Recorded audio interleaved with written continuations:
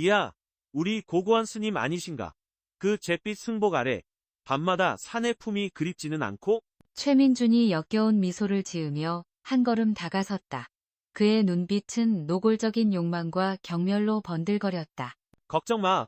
오늘 밤엔 불경 대신 사내들의 거친 숨소리를 듣게 될 테니 네가 잊고 있던 암컷의 본능을 우리 형제들이 친히 일깨워주마. 지독한 성희롱과 모욕이 담긴 말에도 여승의 표정은 얼음장처럼 차가웠다. 하지만 회색 소매 아래 감춰진 그녀의 주먹은 피가 통하지 않을 만큼 하얗게 쥐어져 있었다. 그녀의 법명은 혜원. 지난 20년간 그녀는 이 깊은 산속 암자에서 스스로를 유폐한 죄인이었. 매일 일은 새벽 일어나 마당을 쓰는 것으로 하루를 시작하고 해가 질 때까지 불경을 외우고 참선하는 것이 그녀의 삶 전부였다. 그것은 구원을 향한 기도가 아니었. 지울 수 없는 과거의 죄를 씻어내기 위한 끝이 보이지 않는 고행이었다. 아무도 그녀의 과거를 알지 못했다. 회색 승복과 삭발한 머리 뒤에 가려진 그녀의 진짜 이름은 강지아. 한때 대한민국 육군이 낳은 가장 냉혹하고 유능한 인간 병기이자 전설적인 특전사 소령이었다. 그녀의 이름 앞에는 늘 최초와 최고라는 수식어가 붙었고 모두가 그녀가 군 역사상 최초의 여성 대장이 될 것이라 믿어 의심치 않았. 그녀의 야망은 하늘을 찔렀고 그녀의 의지는 강철보다 단단했다. 하지만 단 한 번의 오만함이 모든 것을 앗아갔다. 자신의 능력을 증명하기 위해 무리하게 추진했던 작전. 그 작전의 실패는 그녀가 친동생처럼 아꼈던 부하의 목숨을 앗아갔고 아버지처럼 따랐던 사령관의 저주를 남겼. 내 야망이 내 딸을 죽였다. 넌 군인이 아니라 괴물이야. 그 절규는 20년이 지난 지금도 매일 밤 그녀를 악몽 속으로 끌고 들어가는 저주가 되었다. 그렇게 군인 강지아는 죽었다. 그녀는 가장 화려했던 순간에 모든 것을 버리고 속세를 떠났다.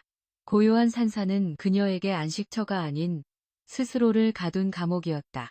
그리고 마침내 20년 만에 그녀의 감옥문을 부수기 위해 과거의 망령들이 악귀의 모습을 하고 찾아온 것이다. 혜원은 눈앞의 불안당들을 무감각하게 바라보다 그들 뒤로 줄지어 서 있는 검은색 세단 행렬로 시선을 옮겼다. 어제와는 비교도 되지 않는 위압감. 저들은 그저 시끄럽게 지저대는 들개에 불과했다. 진짜 위협은 저 행렬의 가장 마지막, 왕좌처럼 보이는 뒷좌석에 앉아있을 터였. 마침내 가장 뒤쪽 차의 문이 열리고 한 남자가 천천히 모습을 드러냈다. 그가 땅을 딛는 순간 시끄럽던 산사의 공기가 거짓말처럼 얼어붙었. 혜원의 심장이 20년 만에 처음으로 통제할 수 없이 거칠게 뛰기 시작했다. 세상에서 가장 마주하고 싶지 않았던 남자. 그녀의 인생을 구원이자 동시에 지옥으로 만들었던 바로 그 남자, 권도혁이었다. 50대 중반으로 보이는 잘 다려진 회색 정장을 입은 남자. 그는 소란스럽게 위세를 과시하지 않았다. 오히려 너무나 고요해서 더 위압적이었다. 얼굴에 깊게 팬 주름은 그가 겪어온 세월의 무게를, 그리고 모든 것을 꿰뚫어 보는 듯한 깊은 눈은 지하 세계의 정점에서 군림하는 자의 냉혹함을 담고 있었다. 그가 바로 흑룡회의 절대자 권도혁이었. 최민준이 전날 입은 부상으로 다리를 절뚝거리며 그에게 다가가 90도로 고개를 숙였다. 치욕과 분노, 그리고 보스에 대한 경외심이 뒤섞인 목소리로 말했다. 형님, 저기입니다. 권도혁은 최민준에게 눈길조차 주지 않았다. 그의 시선은 오직 마당 한가운데서 빗자루를 든 채 수십 명의 조직원과 여러 대의 차량 앞에서도 미동도 없이 서 있는 여승에게 고정되어 있었다. 그의 머릿속은 오직 한 가지 생각뿐이었다. 어떤 미친 여자가 감히 흑룡회를 건드렸는가? 그리고 그 대가가 얼마나 끔찍한지를 어떻게 보여줄 것인가? 그는 부하들에게 손짓으로 물러나 있으라 명하고 혼자서 암자마당으로 걸어 들어갔다. 잘 닦인 최고급 구두가 흙마당을 밟는 소리가 유난히 크게 울렸다. 한 걸음 한 걸음. 거리가 가까워질수록 권도혁의 얼굴에 떠올라 있던 차가운 분노가 서서히 다른 감정으로 변해갔다. 처음에는 의아함이었. 저 여승의 자세, 흐트러짐 없는 어깨선에서 어딘가 익숙한 강인함이 느껴졌다. 그리고 혼란이 뒤따랐다. 그가 더 가까이 다가가 그녀의 얼굴 윤곽을 보았을 때 그의 심장이 불규칙하게 뛰기 시작했다. 세월이 흔적을 남겼지만 날카로운 콧날과 굳게 담은 입술, 무엇보다도 그 깊이를 알 수 없는 슬픔과 강인함이 공존하는 눈빛. 불가능한 일이었다. 그의 머릿속에서 한 여자의 영상이 스쳐 지나갔다. 군복을 입고 누구보다 환하게 웃던 여자. 별을 따겠다며 야망에 불타던 눈빛의 여자. 그 기억 속의 여자와 눈앞의 비구니가 겹쳐지자 권도혁의 온몸이 그대로 굳어버렸다. 마침내 그가 혜원 스님의 몇 걸음 앞에서 멈춰섰다. 산사의 모든 소리가 멎었다. 바람도, 새소리도, 심지어 멀리 물러난 부하들의 숨소리마저 사라진 듯했다. 시간과 공간이 오직 두 사람만을 위해 존재하는 것 같았다. 권도혁은 여승의 얼굴을 뚫어져라 쳐다봤다. 수십 년의 세월이 흐릿하게 만든 기억의 조각들을 필사적으로 맞추려는 듯 그의 눈동자가 격렬하게 흔들렸다. 뇌가 현실을 부정하고 있었다. 말도 안 돼. 그녀는 여기에 있을 리가 없어. 그리고 마침내 그의 입에서 30년 동안 단 한 번도 뱉어본 적 없는 이름이 거의 들리지 않을 만큼 작은 신음처럼 새어나왔. 강지아? 그 이름이 공기 중에 흩어지는 순간 혜원 스님의 어깨가 아주 미세하게 떨렸다. 그녀의 손에 들린 빗자루가 바닥으로 떨어졌다. 쿵 하는 소리가 정적을 깼다. 그녀 역시 그를 알아본 것이다. 혜원이라는 법명 뒤에, 회색 승복 뒤에, 20년의 수행 뒤에 깊숙이 묻어두었던 강지아라는 과거가 세상에서 가장 마주하고 싶지 않았던 남자의 목소리를 통해 현실로 소환되었다. 그녀의 세상이 무너져 내리는 듯했다. 두 사람은 아무 말 없이 서로를 바라보았다. 30년이라는 세월이 만든 깊은 협곡이 그들 사이에 놓여 있었다. 그 협곡은 시간만으로 메울 수 있는 것이 아니었다. 분노, 원망, 그리움, 후회, 배신감, 말로 설명할 수 없는 수만 가지 감정이 두 사람의 눈빛 속에서 격렬하게 충돌하며 불꽃을 일으켰다. 권도혁이 거친 숨을 몰아쉬며 간신히 입을 열었다. 모두 물러가. 그의 목소리는 여전히 잠겨 있었지만 명령의 무게는 조금도 가볍지 않았다. 최민준을 비롯한 흥룡의 조직원들은 당황한 기색이 역력했다. 자신들의 보스가 일개 여승 앞에서 이토록 흔들리는 모습은 상상조차 해본 적이 없었다. 하지만 감히 그들의 수장에게 질문을 던질 수는 없었다. 그들은 소리 없이 물러나 차에 올라탔고 잠시 후 암자에는 다시 두 사람만이 남게 되었다. 산사의 고요함이 다시 돌아왔지만 이제 그 고요함은 평화가 아닌 질식할 듯한 긴장감으로 가득 차 있었다. 어떻게? 권도혁이 먼저 침묵을 깼다. 그의 목소리는 쇠소리가 섞여 나왔다. 어떻게 네가 여기에? 이런 모습으로. 아이, 강지아, 아니 이제는 혜원이라 불리는 그녀는 땅에 떨어진 빗자루를 주워들며 마음을 다잡으려 했었. 그 행위 자체가 지난 20년간 그녀가 지켜온 평정심을 되찾기 위한 필사적인 몸부림이었다. 그녀는 권도혁을 똑바로 바라보며 얼음장처럼 차가운 목소리로 대꾸했다. 그건 내가 할 소리. 당신이야말로 여전히 그 시궁창 같은 세상에서 살고 있군. 권도혁. 그녀의 입에서 자신의 이름이 불리자 그의 심장이 쿵하고 내려앉는 듯했다. 30년 전 그를 세상에서 가장 다정한 목소리로 부르던 그녀였다. 도혁씨. 그 목소리 하나면 세상 모든 것을 다 가진 것 같았다. 하지만 지금 그녀의 목소리에는 시베리아의 눈보라보다 더한 냉기가 서려 있었다. 시궁창이라. 그가 자조적으로 웃었다. 쓴웃음이었다. 그래, 난 여전히 시궁창에서 뒹굴고 있지. 그게 내가 사는 방식이니. 그런데 넌 대한민국 육군에서 가장 촉망받던 여군 장교, 전설의 특전사 출신, 모두가 별을 달 거라던 강지아 소령이 왜 이런 산골짜기에서 스님이 되어 있는 거지? 이게 말이 된다고 생각해? 그의 날카로운 질문에 혜원의 눈빛이 미세하게 흔들렸다. 그녀는 대답 대신 무의식적으로 가슴에 걸린 날꼬해진 나침반을 움켜쥐었다. 청동으로 만들어진 세월의 흔적이 고스란히 묻어나는 작은 나침반. 그것은 30년 전 우리가 어떤 길을 가든 결국 서로를 향하게 될 거야 라며 그녀에게 주었던 유일한 선물이었다. 권도혁의 시선이 그녀의 손과 나침반에 꽂혔다. 그의 얼굴이 고통으로 일그러졌다. 그 나침반은 그들의 행복했던 과거이자 돌이킬 수 없이 부서져버린 시간의 증표였다. 그리고 그가 먼저 그 약속을 저버렸다. 그건 아직도 가지고 있었나. 버릴 이유가 없었으니까. 혜원이 짧게 대답했다. 어떤 것들은 당신을 아프게 한 것일수록 버리기 더 힘든 법이지. 그녀의 말은 비수처럼 그의 가슴에 밝혔다. 하지만 권도혁은 포기할 수 없었다. 지난 30년간 그의 삶을 지배해온 것은 조직과 돈, 그리고 배신뿐이었다. 그는 감정을 믿지 않았다. 강지아는 그 삭막한 인생에서 유일하게 순수했던 기억, 지우려 해도 지워지지 않는 화인 같은 존재였다. 그런 그녀가 스님이 되어 눈앞에 나타난 것이다. 이 부조리한 현실을, 이 거대한 미스터리를 그는 도저히 받아들일 수 없었다. 이것은 단순히 옛 연인을 만난 것이 아니었다. 그의 인생 전체를 뒤흔드는 사건이었다. 그는 한 걸음 더 다가섰다. 거의 그녀의 코앞까지. 그의 눈은 절박함으로 이글거렸다. 분노와 혼란, 애원이 뒤섞인 목소리로 그가 외쳤다. 대체 무슨 일이 있었던 거야? 왜 그 자랑스러운 군복을 벗고 다 떨어진 승복을 입고 있는 거냐고. 말해봐. 제발 말 좀 해보란 말이야. 강지야. 그의 절규가 강원도의 깊은 산골짜기에 메아리 쳤다. 혜원은 흔들리는 눈빛으로 그를 바라보았다. 단단하게 닫혀있던 그녀의 마음의 빗장이 30년 만에 처음으로 삐걱거리기 시작했다.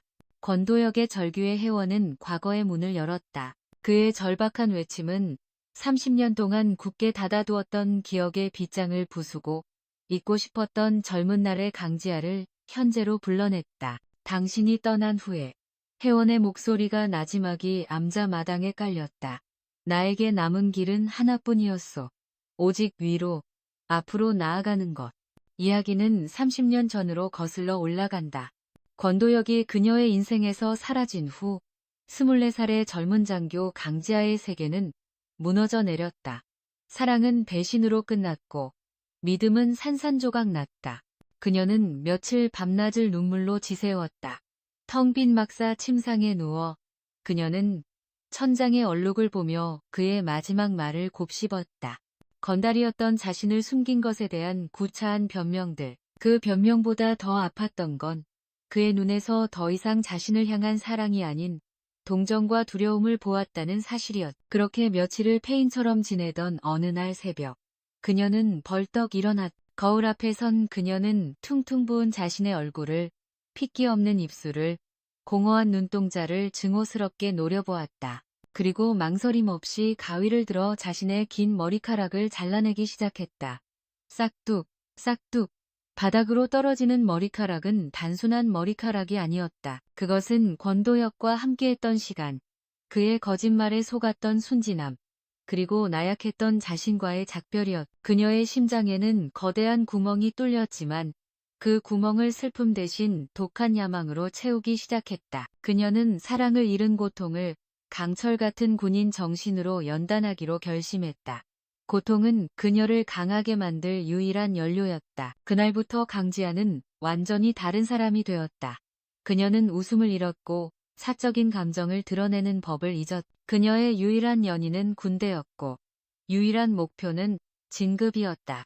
새벽 4시면 어김없이 일어나 홀로 연병장을 달렸고 동기들이 모두 잠든 깊은 밤까지 작전실 불을 밝혔다. 쏟아지는 비를 맞으며 완전 군장으로 산을 타는 훈련에서 다른 이들이 숨을 헐떡이며 주저앉을 때 그녀는 텅 빈 눈으로 앞만 보고 나아갔다. 그녀의 몸은 상처와 멍으로 가득했지만 눈빛은 날이 갈수록 차갑고 단단해졌다. 독종 강지아. 동기들은 그녀를 그렇게 불렀. 그런 그녀를 눈여겨본 이가 있었다. 당시 대대장이었던 윤태석 소장이었다. 그는 강지아의 비범한 재능과 강철 같은 의지를 일찌감치 간파했다. 그는 그녀를 단순한 부하가 아닌 친딸처럼 아끼고 이끌어 주었다. 그는 강지아를 자신의 집무실로 자주 불러 전술을 논하고 때로는 인생의 지혜를 가르쳤다. 지아야. 어느 날 저녁 윤태석은 늦게까지나마 전술 지도를 보고 있는 그녀에게 다가와 따뜻한 차를 건네며 말했다. 너의 능력은 의심할 여지가 없다. 아마 우리 군 역사상 최고의 여군이 될 게다. 하지만 기억하거라. 야망은 훌륭한 나침반이 될 수 있지만 그 끝이 어디를 향하는지 항상 경계해야 한다. 칼은 적을 베기 위해 존재하지만 잘못 휘두르면 자신을 베는 법이니까. 명심하겠습니다, 장군님. 강지아는 지도에서 눈을 떼지 않은 채 대답했다. 그녀의 목소리에는 감정이 실려 있지 않았다. 윤태석은 그녀의 대답에서 느껴지는 서늘함에 작게 한숨을 쉬었다.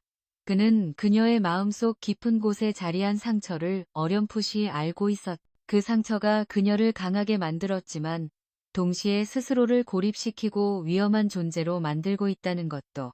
그는 언젠가 이 무서운 집중력이 그녀를 삼켜버릴까 두려웠다.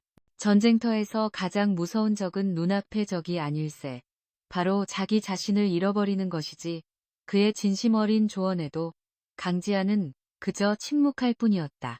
시간이 흘러 강지아의 명성은 군 전체로 퍼져나갔다.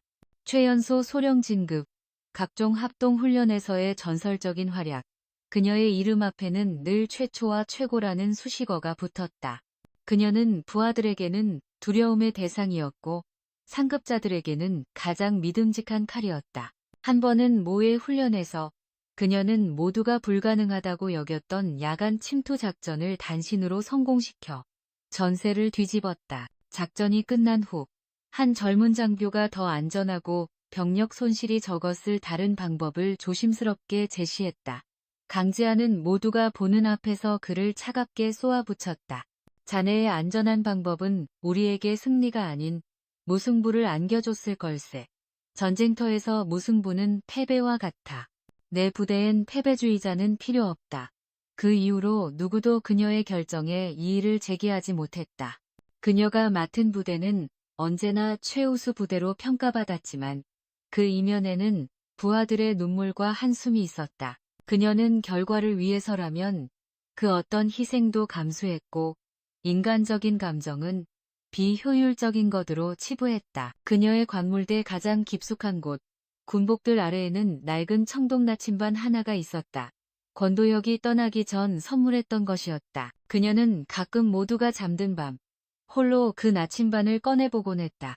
그리움 때문이 아니었다.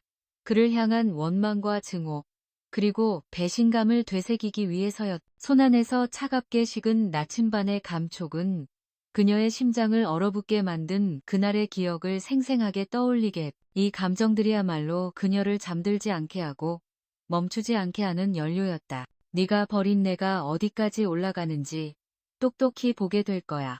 그녀는 나침반을 움켜쥐며 몇 번이고 다짐했다. 사랑의 증표는 이제 저주의 부적이 되어 그녀의 야망에 불을 지폈. 그렇게 10년이 넘는 세월이 흘렀다. 그녀는 마침내 장군 진급을 눈앞에 둔 육군의 살아있는 전설이 되었다. 하지만 그녀의 야망은 만족을 몰랐다. 그녀는 더 높은 곳, 그 누구도 오르지 못했던 곳을 갈망했다. 진급 심사를 앞둔 어느 날, 그녀는 국방부 고위급 회의에 참석했다. 회의가 끝나고 복도를 지날 때 선배 장성들의 대화를 우연히 듣게 되었다. 강지아 소령, 대단하긴 하지만 거기까지가 한계일 거야. 여군이 장군다는 것도 기적 같은 일인데 그 이상은 무리겠지. 그들의 말을 듣는 순간 강지아의 마음속에서 무언가가 들끓었다. 한계? 누가 감히 나의 한계를 정하는가? 그날 밤 강지아는 합동참모본부의 거대한 작전지도 앞에 서 있었다. 그녀의 시선은 한 곳에 고정되어 있었다. 바로 남과 북을 가르는 비무장지대, DM지대 심장부에 위치한 지옥의 능선이라 불리는 지역이었다. 수십 년간 수많은 지뢰가 매설되어 그 누구도 접근을 시도조차 못한 죽음의 땅. 그곳은 군사적 요충지라기보다는 불가능의 상징과도 같은 곳이었다. 그녀의 참모들이 모두 불가능하다고 고개를 저었다. 소령님, 그 지역은 현재 기술로는 접근 자체가 자살행위입니다. 수십 년간 축적된 지뢰 데이터조차 불완전합니다. 설사 성공한다고 해도 단 한 번의 실수가 엄청난 인명피해로 이어질 겁니다. 얻는 것보다 잃는 것이 훨씬 더 큰 작전입니다. 하지만 강지아의 귀에는 그 어떤 우려도 들리지 않았다. 그녀의 눈에는 오직 기회만이 보였다. 남들이 불가능하다고 말하는 것, 그것이야말로 자신의 가치를 증명하고 자신의 한계를 논하던 자들의 입을 다물게 하고 역사의 한 페이지를 장식할 수 있는 유일한 길이었다. 그녀는 지도를 손가락으로 쓸어내리며 나지막이 중얼거렸다. 그 목소리에는 섬뜩한 희열마저 감돌았다. 그래, 바로 여기야. 이곳이 나를 전설로 만들어줄 무대다. 그녀의 눈빛은 이미 성공한 자의 확신으로 불타고 있었다. 그것은 자신감이었을까? 아니면 파멸을 향해 돌진하는 맹목적인 야망이었을까? 윤태석 장군이 경고했던 칼날이 서서히 그녀 자신을 향하고 있음을 그때의 강지아는 알지 못했다. 그리고 몇 주 후 강지아의 야망은 DMZ대 지옥의 능선에서 피로 물든 현실이 되었다. 이른 새벽 작전 지역의 공기는 칼날처럼 차가웠다. 철책 너머로 보이는 북녘의 산들은 말이 없었고 병사들의 얼굴에는 긴장감이 역력했다. 흙먼지와 희미한 화약 냄새, 축축한 숲의 냄새가 뒤섞여 기묘한 분위기를 자아냈다. 강지아의 계획은 대담했다. 기존 작업 속도의 3배, 불가능에 가까운 목표였지만 그녀의 부대는 그녀의 의지 아래 한 몸처럼 움직였다. 그녀는 기계의 부품처럼 정확하고 냉정하게 임무를 수행하는 군인들을 원했고 그녀의 부대는 실제로 그렇게 되어가고 있었다. 작업 개시 직전 그녀의 위성 전술 단말기에 짧은 메시지 하나가 수신되었다. 암호화된 회선, 발신자 불명의 번호, 보통의 통신이라면 절대 나타날 수 없는 형태였다. 그녀의 심장이 덜컥 내려앉았다. 메시지는 단 2단어였다. 함정, 중단하라. 강지아는 메시지를 보는 순간 잠시 숨을 멈췄다. 등줄기를 타고 오르는 차가운 소름. 본능적인 위험 신호였다. 하지만 그 감정은 순식간에 차가운 이성과 오만함으로 뒤덮였다. 함정, 누가 감히 나의 작전에? 이건 내 완벽한 계획을 시기하는 누군가의 질투 어린 장난일 것이다. 혹은 적의 교란 작전일 수도 있다. 내 계획에 빈틈은 없다. 모든 변수를 계산했고 수백 번의 시뮬레이션을 거쳤다. 이런 근거 없는 경고에 흔들릴 수 없었다. 그녀는 망설임 없이 메시지를 삭제했다. 그녀의 눈에는 오직 눈앞의 성공과 그 뒤에 따라올 영광만이 보일 뿐이었다. 소령님. 그때 그녀가 아끼던 부하이자 윤태석 장군의 딸인 윤서아 소희가 걱정스러운 얼굴로 다가왔다. 그녀의 얼굴에도 밤샘 작업의 피로와 긴장감이 가득했다. 계획된 작업 속도가 너무 빠릅니다. 병사들이 압박감 때문에 기본적인 안전수칙을 놓치고 있습니다. 어제도 아찔한 순간이 2번 있었습니다. 속도를 조금만 늦추는 것이 윤소희 강지아는 그녀의 말을 차갑게 끊었다. 그녀의 목소리는 강철처럼 단단했다. 전쟁터에서 속도는 생명이다. 그리고 이곳은 전쟁터나 다름없어. 두려움은 병사들의 판단력을 흐리게 할 뿐이야. 나약한 소리할 시간 있으면 부대원들 군기나 다시 잡아 계획대로 진행한다. 이상. 하지만 소령님, 장군님께서 늘 말씀하셨습니다. 지휘관의 첫 번째 덕목은 부하들의 생명이라고. 윤서아는 아버지의 이름을 걸고 용기를 냈다. 그 순간 강지아의 눈빛이 살기로 번뜩였다. 윤소희. 지금 내 결정에 토를 다는 건가? 윤태석 장군님은 승리의 가치 또한 가르치셨지. 그분의 이름을 들먹이며 내 작전에 이의를 제기하지 마라. 이건 명령 불복종으로 간주될 수 있어. 윤서아는 입술을 깨물었다. 그녀는 강지아를 누구보다 존경했다. 그녀처럼 되기 위해 군인이 되었다. 하지만 지금 눈앞의 상관은 자신이 알던 그 사람이 아닌 것 같았다. 그녀의 눈에는 오직 목표를 향한 무서운 집념만이 가득했다. 존경심 너머의 두려움이 밀려왔다. 알겠습니다. 작업이 재개되었다. 지뢰 탐지기의 날카로운 경고음과 병사들의 긴장된 숨소리가 비무장지대의 아침을 채웠다. 강지아는 지휘 텐트에서 실시간으로 전송되는 작업 상황을 만족스럽게 지켜보고 있었다. 그래프는 그녀가 계획한 대로 가파르게 상승하고 있었다. 계획대로였다. 이 속도라면 3개월 안에 남들이 1년 동안 할 일을 해치울 수 있었다. 그녀의 이름이 군 역사에 기록될 순간이 머지않았다. 바로 그 순간이었다. 땅을 뒤흔드는 거대한 굉음과 함께 지휘 텐트가 통째로 들썩였다. 쾅! 하는 굉음은 모든 소리를 집어삼켰다. 작전 지역 한가운데서 거대한 흙먼지 기둥이 버섯구름처럼 피어올랐다. 시간은 찰나였지만 강지아에게는 영원처럼 느껴졌다. 끔찍한 정적, 그리고 곧이어 터져나온 처절한 비명과 다급한 외침들이 현장을 아수라장으로 만들었다. 의무병, 의무병, 사고 발생, 3조 작업구역, 서아, 윤소희님. 마지막 외침이 강지아의 귓가를 파고들었다. 강지아의 머릿속이 하얗게 비었다. 그녀는 미친 듯이 텐트를 박차고 나갔다. 매캐한 화약 냄새와 피비린내가 코를 찔렀다. 폭발 지점은 거대한 웅덩이처럼 파여 있었고 주변에는 처참한 파편들이 흩어져 있었다. 그리고 그 중심에 흙먼지와 피로 뒤범벅이 된 채 쓰러져 있는 윤서와 소희가 있었다. 그녀의 동료 병사 한 명도 옆에 쓰러져 있었다. 서아야. 강지아는 절규하며 달려가 쓰러진 그녀를 끌어안았다. 서아의 군복은 갈기갈기 찢겨 있었고 그녀의 맑고 당찼던 눈은 초점을 잃어가고 있었다. 그녀는 가쁜 숨을 몰아쉬며 간신히 강지아를 향해 무언가 말하려 했다. 입에서 붉은 피가 울컥 쏟아졌다. 령님, 아버지께, 죄송, 그것이 그녀의 마지막 말이었다. 서아의 머리가 툭 하고 강지아의 팔 위로 떨어졌다. 강지아는 멍하니 그녀를 끌어안은 채 주저앉았. 자신의 야망이, 자신의 오만함이 자신이 아버지처럼 따르던 사람의 단 하나뿐인 딸을 죽였다. 현실감이 없었다. 이것은 악몽이어야 했다. 그녀의 눈에서 눈물조차 나오지 않았다. 온몸의 감각이 마비된 듯했. 얼마 지나지 않아 헬기 소리가 들리고 윤태석 장군이 현장에 도착했다.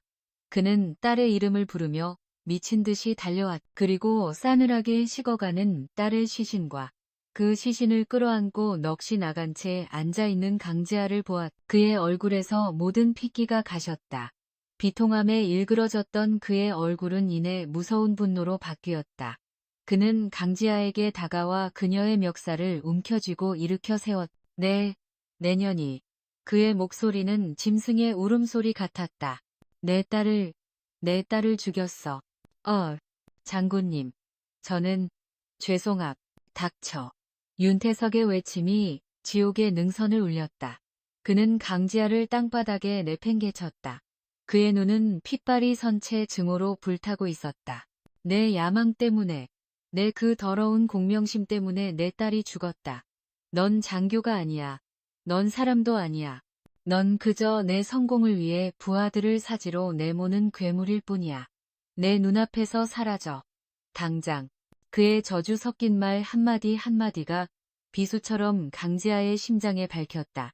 그녀가 지난 30년간 쌓아 올린 모든 것이 그녀의 자부심, 명예, 그리고 존재 이유가 한순간에 무너져 내렸다. 그녀는 아무런 변명도 하지 못했다. 그저 땅바닥에 엎드려 터져나오는 울음을 삼킬 뿐이었다. 모든 것이 그녀의 잘못이었다.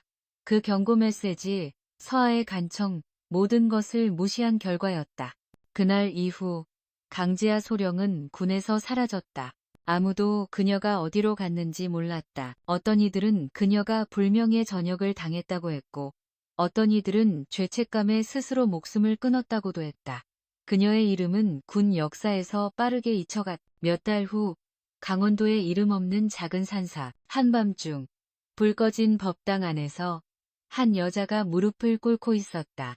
바닥에는 잘려나간 검은 머리카락이 수북했고 한쪽에는 소령 계급장이 달린 군복과 훈장들이 아무렇게나 벗어 던져져 있었다. 여자는 떨리는 손으로 마지막 남은 머리카락을 잘라냈다. 서걱 하는 소리와 함께 그녀의 뺨 위로 뜨거운 눈물이 흘러내렸다. 그것은 후회의 눈물이었고 참회의 눈물이었으며 과거의 자신을 죽이는 장례식의 눈물이었다. 그렇게 군인 강지아는 죽고 죄인 혜원이 태어났다. 강지아의 긴 고백이 끝나자 암자에는 무거운 침묵이 흘렀다. 그녀의 목소리는 잦아들었지만 그녀가 쏟아낸 고통의 무게는 사라지지 않고 두 사람의 어깨를 짓눌렀다. 권도혁은 고개를 숙인 채 아무 말도 하지 않았. 한참의 침묵 끝에 그가 마침내 입을 열었다. 그의 목소리는 모래가 섞인 것처럼 거칠고 갈라져 있었다. 나도 죽였어. 혜원이 놀라 그를 쳐다보았다. 나를 믿었던 아이를 내 손으로 죽음으로 내몰았지. 권도혁의 눈은 텅 비어 있었다. 그는 혜원을 보는 것 같기도, 그녀 너머의 먼 과거를 보는 것 같기도 했다. 그의 시선은 10년 전, 비 오는 어느 날 밤으로 향하고 있었다. 지우라고 했어. 그의 목소리는 낮게 잠겨 있었다. 17살. 부모 없이 거리를 떠돌던 녀석이었지. 며칠을 굶었는지 비쩍 마른 몰골로 내 사무실 앞에서 어슬렁거리더군. 눈빛만은 살아있었어. 도끼인지 살고 싶다는 의지인지 그 눈빛이 젊은 시절의 나를 보는 것 같아서 그래서 거뒀다. 권도혁은 지후에게 숙식을 제공하고 조직의 막내로 받아주었다.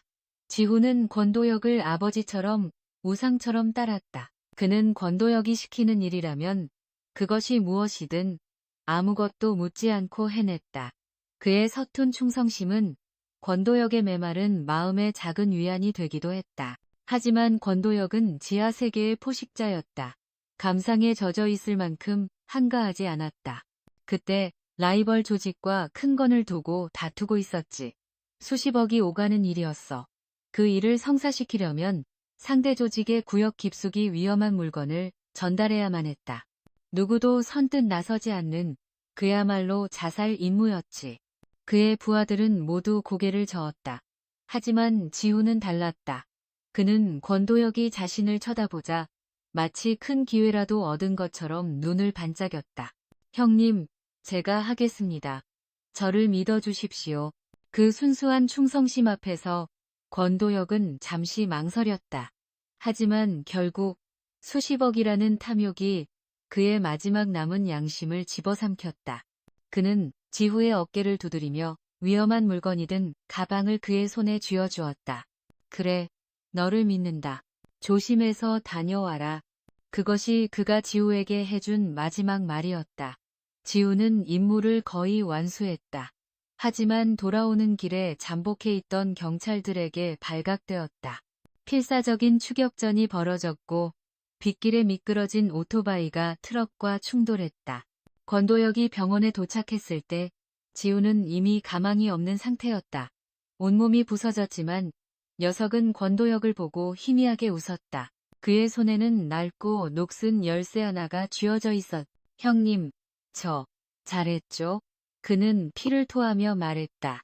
그리고 이거 그분께 전해주세요. 그분이 누구인지는 끝내 듣지 못했다. 그것이 지우의 마지막 유언이었다. 권도혁은 그때 처음으로 자신의 심장이 멈추는 것 같은 고통을 느꼈다. 자신을 향한 절대적인 믿음이 얼마나 무서운 것인지, 그리고 그것을 배신하는 것이 얼마나 끔찍한 죄악인지를 깨달았다. 난 그 아이의 죽음으로 수십억을 벌었지. 권도혁이 쓴웃음을 지었다. 그리고 그 죄책감을 잊기 위해 더 악착같이 돈과 권력에 매달렸어. 지우의 죽음을 그냥 사업상 일어난 사고쯤으로 덮어버린 거야. 그의 어깨가 격하게 떨렸다. 지난 10년간 단 한 번도 꺼내 보이지 않았던 골마 터진 상처였다. 혜원은 말없이 그의 이야기를 들었다. 그녀는 권도혁의 눈에서 자신과 똑같은 종류의 고통을 보았다. 야망 때문에 부하를 죽인 자신과 탐욕 때문에 아이를 죽인 남자. 형태는 달랐지만 그들이 짊어진 죄의 무게는 같았다. 그들이 버리고 도망쳐온 과거의 모습이 놀랍도록 닮아 있었. 우리 둘 다 똑같았군요. 혜원이 체념한 듯한 목소리로 말했다. 권도혁이 고개를 들어 그녀를 바라보았. 넌 그래도 출가라도 했지. 참회라도 하고 있잖아. 아니요. 혜원이 고개를 저었다. 나는 참회한 게 아니에요. 그냥 도망친 거지. 내 죄를 마주할 용기가 없어서 그저 숨어 지냈을 뿐이에요. 그 순간 두 사람을 가로막고 있던 30년의 세월과 원망의 벽이 허물어졌다. 그들은 더 이상 서로를 상처준 과거의 연인이 아니었다. 같은 지옥을 경험하고 똑같은 흉터를 가진 두 명의 죄인이었다. 서로의 눈에서 자신의 추한 모습을 발견했고 그 때문에 역설적으로 서로를 이해하게 되었다. 권도혁이 조심스럽게 그녀의 손 위로 자신의 손을 겹쳤다. 지아야, 아니, 혜원아, 나 이 지긋지긋한 세계를 떠나고 싶다. 그의 목소리는 진심이었다. 30년 동안 잘못된 길을 걸어왔어. 이제 그만하고 싶다. 이 모든 걸 버리고 너와 함께라면 다시 시작할 수 있을 것 같아. 그의 눈에는 더 이상 지하 세계의 제왕 같은 냉혹함이 없었다. 오직 길을 잃고 헤매는 한 남자의 간절함만이 남아있었다. 혜원은 오랫동안 그를 바라보았다. 그녀의 마음속에서 얼음 같던 무언가가 천천히 녹아내리고 있었다. 혼자서는 감당할 수 없었던 그 무거운 죄책감의 짐을 함께 나눠 짊어질 수 있는 사람. 어쩌면 그들만이 서로의 구원이 될 수 있을지도 모른다는 생각이 들었다. 그녀는 천천히 고개를 끄덕였다. 그래요. 함께 해봐요. 그녀의 대답에 권도혁의 얼굴에 30년 만에 처음으로 진짜 미소가 떠올랐다. 하지만 그 미소는 이내 하지만 쉽지 않을 거야. 최민준을 비롯한 조직원들이 순순히 나를 보내주지 않을 테니. 권도혁이 경고의 말을 내뱉는 순간 그의 말이 현실이 되기라도 한 것처럼 산 아래에서부터 여러 대의 차량 엔진 소리가 으르렁거리며 다가왔다. 희망의 싹을 틔우려던 두 사람의 짧은 평화는 그것으로 끝이었다.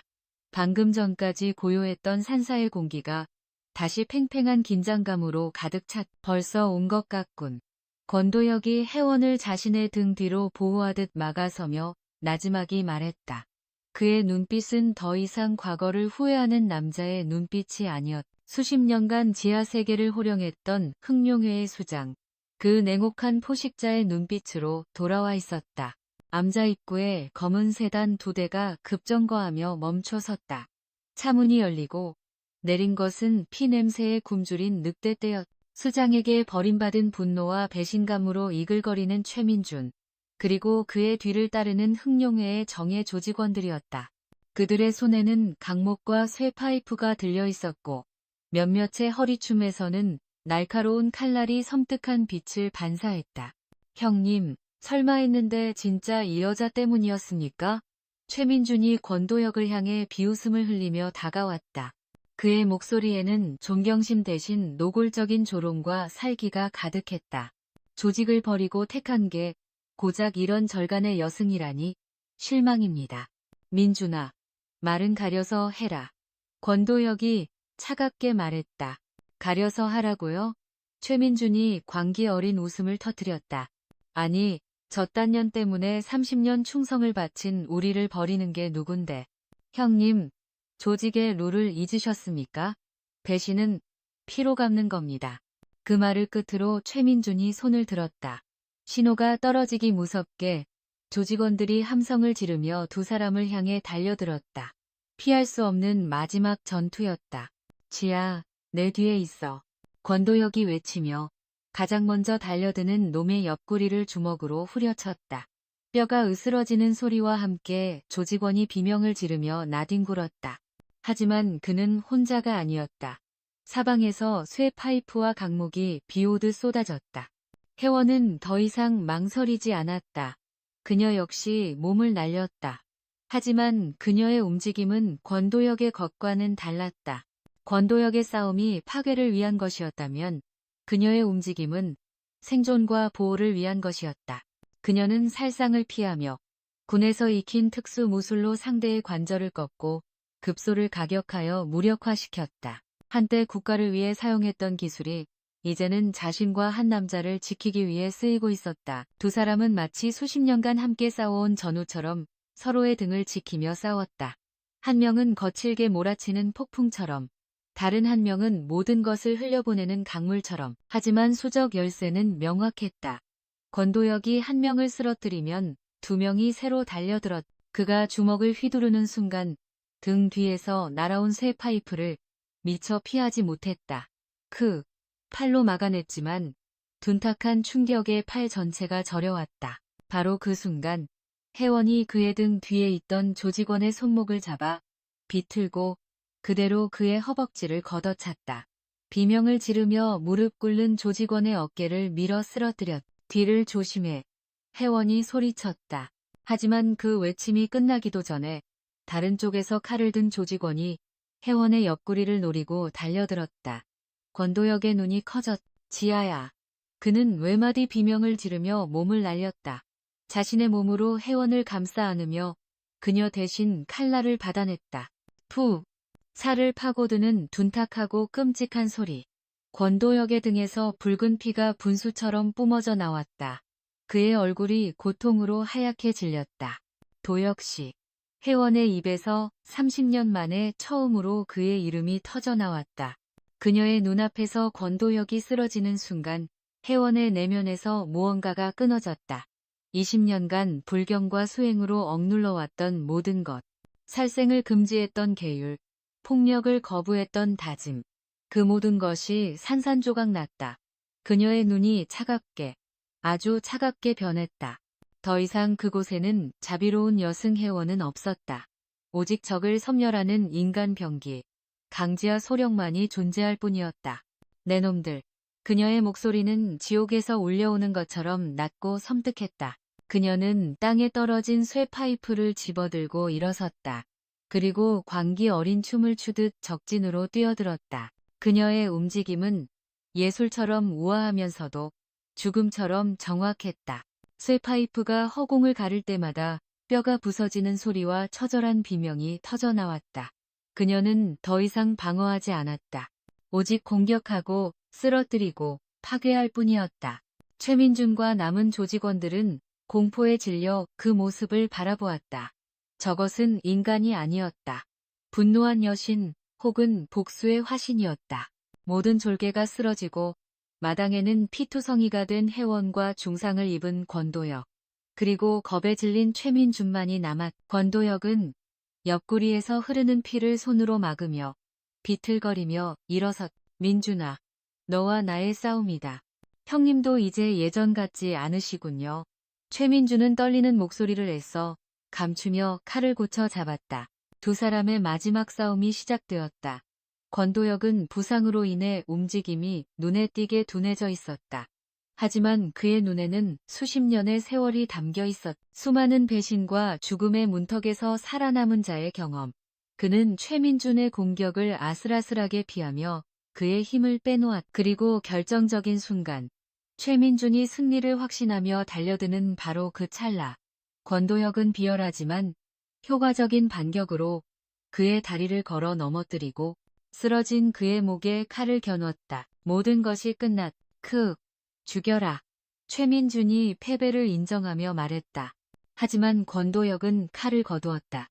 그는 피를 흘리며 숨을 헐떡이면서도 이제는 모든 것을 내려놓은 사람처럼 말했다. 조직은 이제 내 것이다. 민준아, 마음대로 해봐라. 대신 다시는 우리를 찾지 마라. 그는 혜원에게 다가가 그녀의 부축을 받았. 두 사람은 서로에게 기댄 채 쓰러진 조직원들과 피로 물든 마당을 뒤로하고 암자를 떠나는 작은 산길을 향해 절뚝거리며 걸어갔다.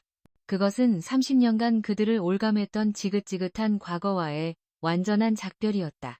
자유를 얻었지만 그 대가는 너무나 컸다. 피비린내 나던 사투가 벌어졌던 산사에서의 시간이 흐르고 1년이라는 세월이 흘렀. 강원도 산골짜기가 아닌 잔잔한 파도 소리가 들려오는 어느 한적한 바닷가 마을. 그곳에 새로운 아침이라는 소박한 간판을 단 작은 상담센터가 문을 열었다. 센터 앞마당에는 주인의 정성이 가득 담긴 작은 화단이 있었고 바다 내음을 머금은 바람이 부드럽게 꽃잎을 스치고 지나갔다.